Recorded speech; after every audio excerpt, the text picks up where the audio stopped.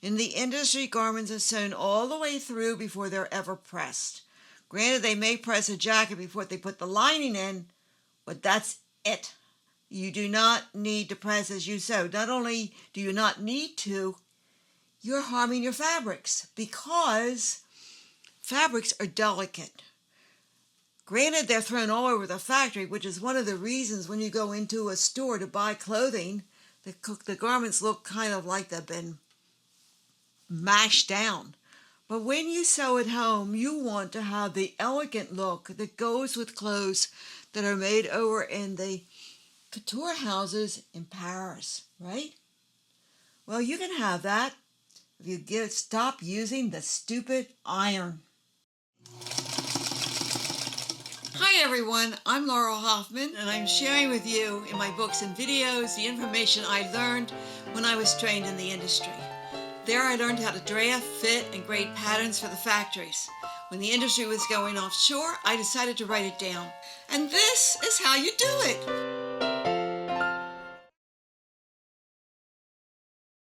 I'm going to show you some clothes that were never, ever pressed at all. Here's one. You see me wear this in videos. It was never, ever pressed. This fabric, by the way, I found in a barrel out front of Fleischmann's in Philadelphia down on 4th Street. They were selling it for $1 a yard, obviously eager to get rid of it. I looked at it and thought, boy, that's just what I need. It'll be perfect for me. And at $1 a yard, who could beat it? So in I went with the bolt of fabric and said, please sell me so many yards of this. And it has never, ever been pressed. See the soft look it has? That's the look you get when you don't press everything to death. Fabric doesn't like to be pressed. Here's another one that was never pressed. I've had this blouse for years. I made this, I think, back in the 1990s or earlier. Bound buttonholes, the whole bit. Never pressed, ever. Never. Like this one, cut to match, never pressed. Same with this one, and the same with the one I'm wearing. And here is a blouse I'm in the midst of making. It's chiffon, so I'm using covered snaps instead of making buttonholes, because you try and make bound buttonholes in chiffon. You want to be miserable? That's the way to go. So there you go. That's never been pressed and is never going to be pressed. And here's the collar. And I've sewn the collar together. I'm going to show you in a little bit how to make a collar. Because believe me, the way they got it set up in home sewing patterns, you're guaranteed to have a disaster. But there's a trick to it, and I can show you what to do. And this collar, it can be sewn there. And when it's sewn in, you can see it's going to have this very soft look.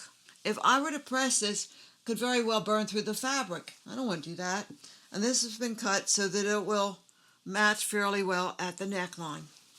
Now here is the equipment you need to use if you are working with fabric that does need to press. And again, you don't need to press every time you sew a seam. It's just absolutely insane. Only a couple days ago, I had a student in here for a lesson, and she needed help with making a bodice. This was a sleeveless bodice that was self-lined. Sewed the whole thing together, never pressed a single seam. I said, when you went to your previous teacher, she would have pressed every single seam. Oh, yes, she says. I would have had to get up and down and up and down and press. We got the whole thing done. I wish I had it to show you. I can assure you it looked better because it was not pressed. This is a sleeve roll, which when you're doing say a wool jacket sleeve, you can put this in the sleeve. You can see mine is really beat up. I've used it a lot.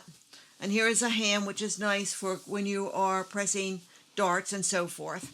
All right, now as for irons, there's nothing I can say wrong about a Rowenta iron. They're very good. They're also very expensive. But this iron has had its day. It's done a lot of pressing for me, and now it doesn't work. So I'm going to see if I can get it fixed, which I guess maybe I can't. I bought this iron in Kmart for $5. The price is still on it. Guess what? It's still working, and it works great.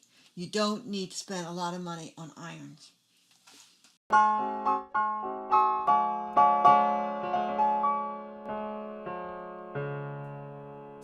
Hi again, and if you're watching my show for the first time, you need to know that what I'm showing people is how the industry drafts and sews. Now, don't panic, because it is easier than home sewing.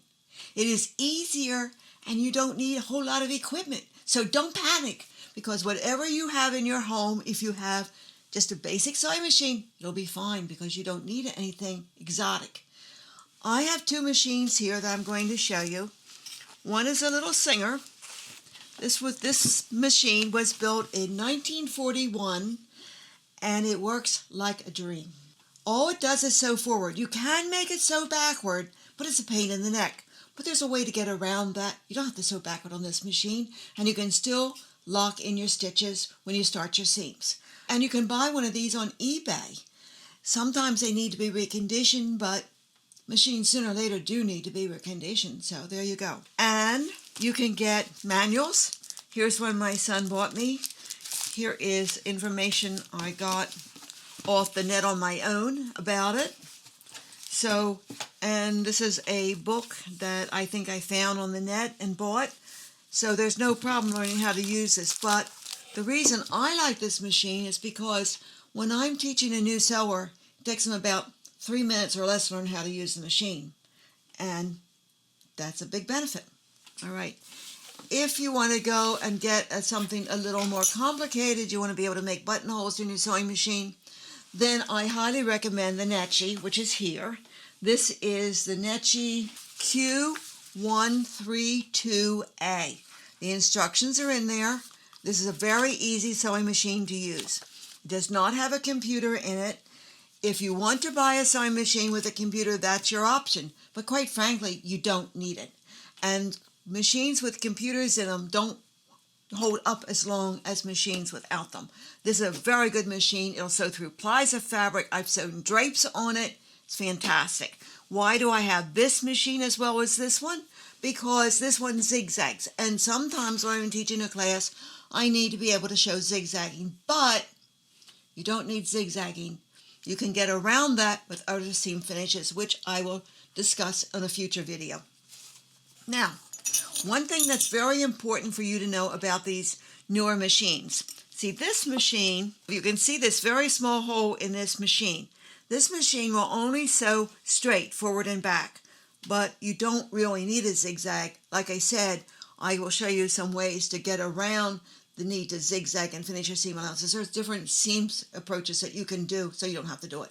This one does zigzag, all right, and this, let's see, I'm going to drop off this foot so you can see, has a wide opening, and the feet that come with home sewing machines these days have wide openings.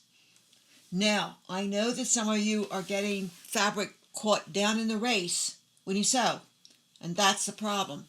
So if you have a newer machine that has this wider opening, back in the day you got two plates. You got one with a wide opening, one with a narrow opening, but that doesn't come anymore.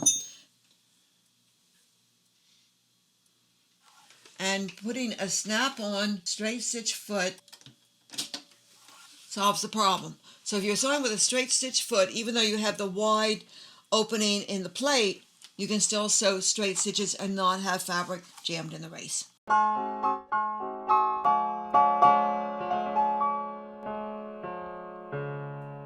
Back in the early 1970s, I had retired to have children, and I enjoyed going into our local library and looking for something to read that might be interesting. I just roam around, and one day I saw this little book on the library shelves, and it was titled Small is Beautiful.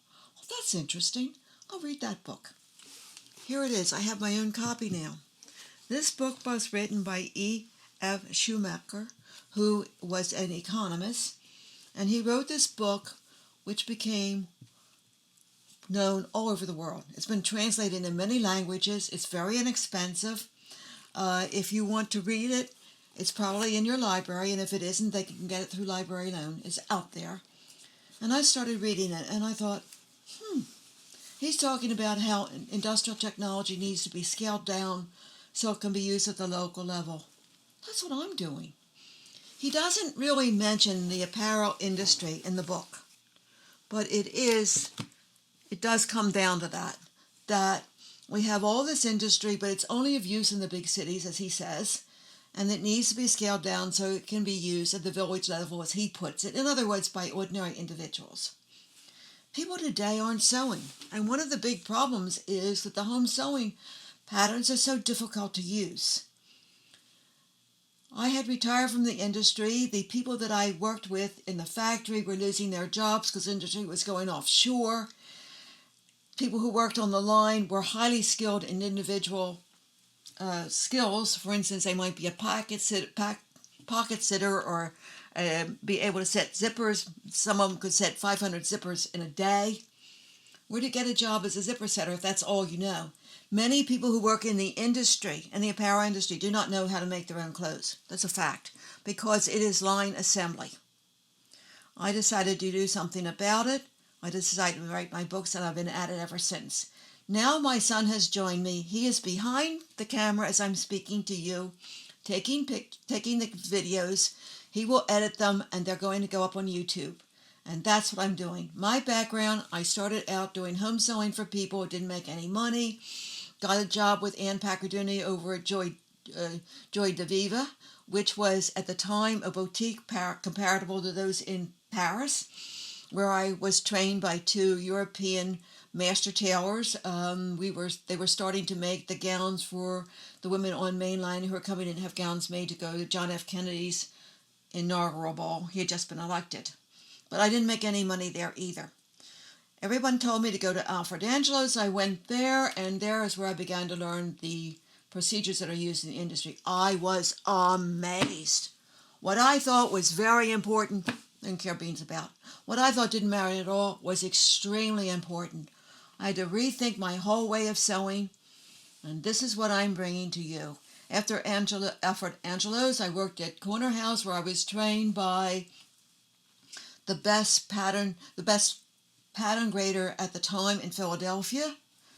And after that, I then worked at Len Carroll, which was a gin mill operation. They brought me in because they wanted to put a new line of clothing out on the market, but the industry was leaving, and I left to have children. And since then, I raised children and had a 4-H club, and then was asked to teach in college, and now here I am, and that's my background.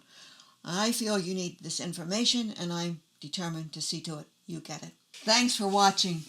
And there's more coming, so keep watching. If you're really interested in this, consider subscribing, because we're not stopping. Bye for now.